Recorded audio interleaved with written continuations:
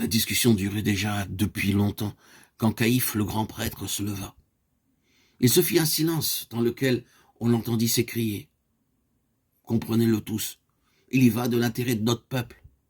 Il faut que cet homme meure. L'assemblée dut demeurer muette un instant. C'est grave, terriblement grave, de décider la mort d'un homme, surtout quand cet homme n'a, comme il était bien évident, commis aucun crime. Mais la haine, la peur, l'envie, l'orgueil, tous les pires sentiments qui s'agitent dans les cœurs étaient si forts qu'ils enchaînèrent tous les membres du mauvais conseil. Ils en furent décidés. Jésus, qui se disait le Messie, devait mourir. Quelqu'un dit, la difficulté est de l'arrêter.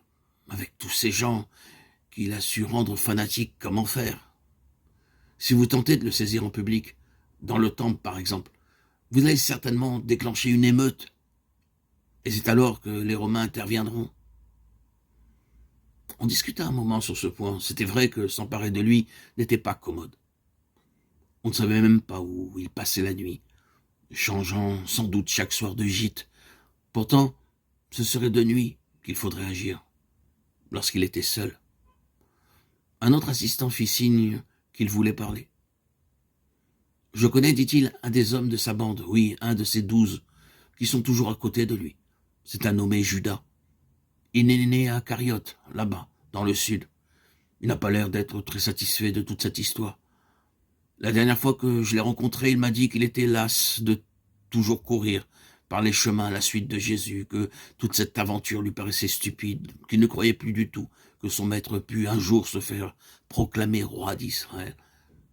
Cela prouve que ce nommé Judas est moins fou que les autres. Retrouve-le, amène-le nous. Discrètement, bien entendu, sans que les autres s'en aperçoivent. Dis-lui qu'on paiera ce qu'il faudra s'il veut nous aider.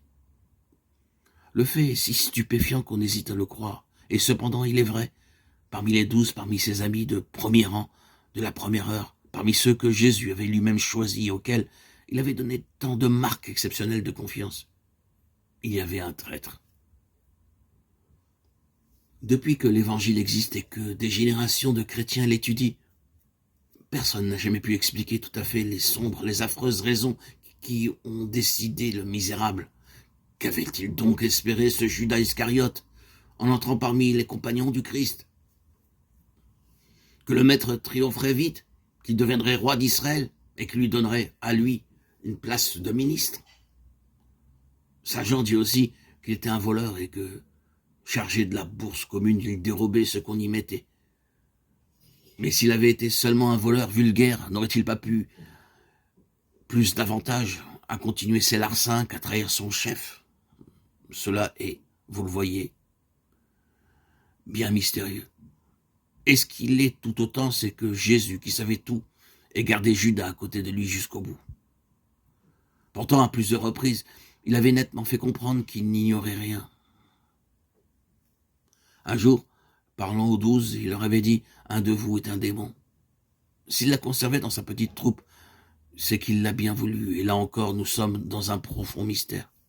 Judas, criminel, responsable de la plus affreuse trahison qui ait eu lieu sur terre, et, d'une certaine façon, l'image de ce que chacun peut être quand il trahit le divin maître, quand il se livre au mal, en des cas moins graves.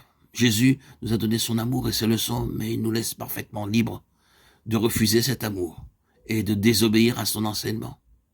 Et toute âme qui trahit Jésus contribue à le livrer à ses adversaires, exactement comme Judas aida à le faire mourir.